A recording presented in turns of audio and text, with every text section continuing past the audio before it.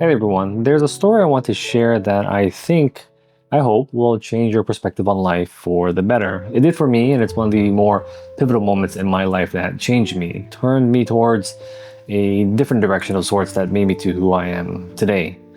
So, my first real job out of college, I was a financial advisor. I gave advice to people, many different people of all walks of life on how to invest, save for certain goals, taxes, estates, all that good stuff. So, one day, this young, inexperienced me, met a new client, a lovely older couple that was about to retire from their jobs. And we'll call them Mr. and Mrs. Smith. And they were so funny. You could just tell the way they talked that they really cared about each other so deeply. The way they joked and bantered with each other, like hey, that one time, and they would just wink at each other, and it was really cute.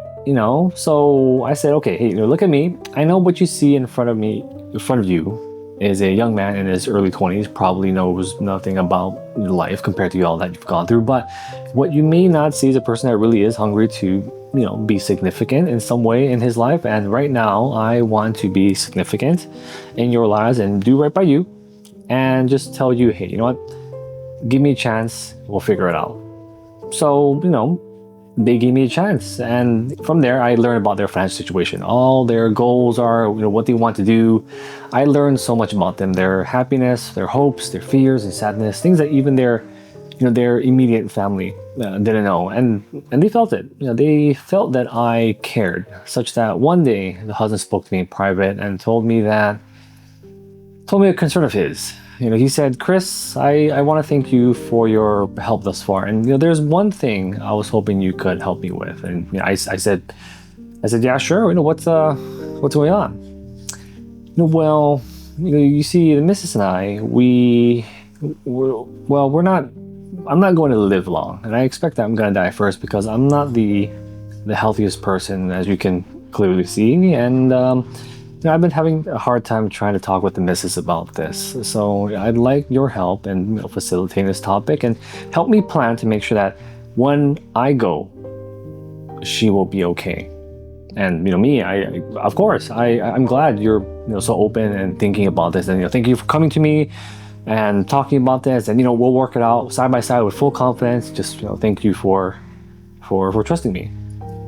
And so from that day on, our plans, the discussions, everything we did was based on this expected scenario. Because honestly, we didn't have any reason to think otherwise. I mean, Mrs. Smith, she was active, she was moving, she was working, she definitely seemed to have more energy than Mister. And he was definitely not healthy, right? I mean, he was on medication, he was making regular trips to the doctors. So we made plans. Everything was ironed out. Their financial plan was worked out solid, ready to execute based on that assumption.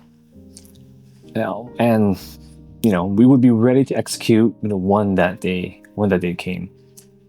And days passed, and weeks passed.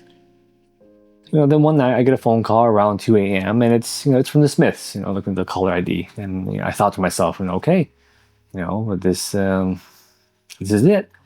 Mr. Smith, I promise you, she will be okay. And so I answer the phone and I say, Mrs. Smith, but it wasn't Mrs. Smith.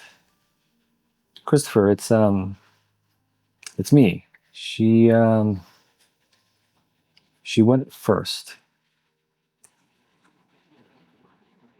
So I was shocked. I was surprised, and we all were. Despite planning all these contingency plans for her when Mr. Smith died, out of nowhere, life decided to act differently and take Mrs. Smith first.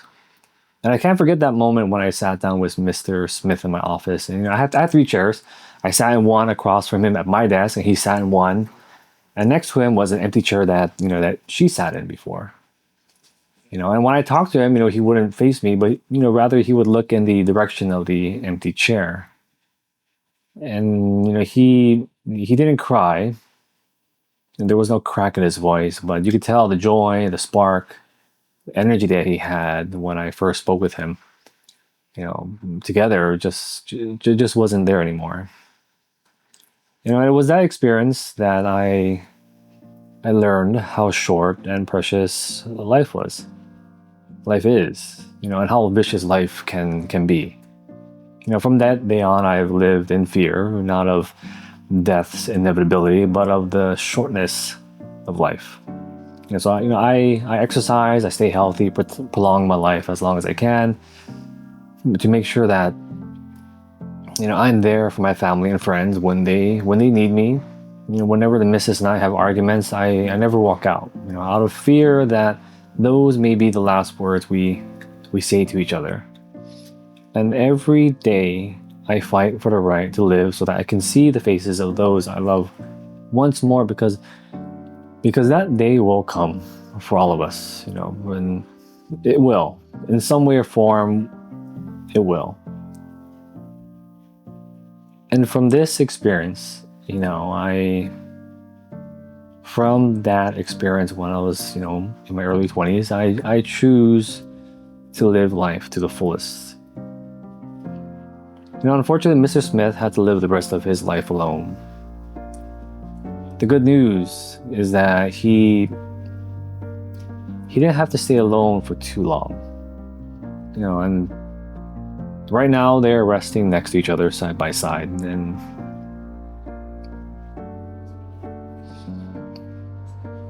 not the plan, but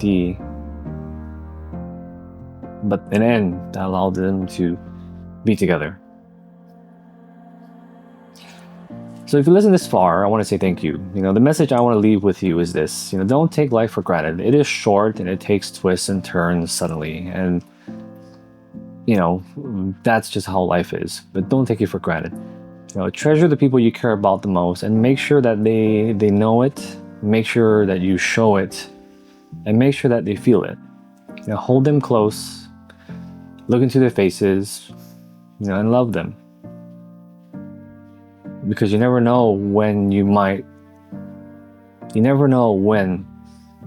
the last chance for you to do that is. Thank you.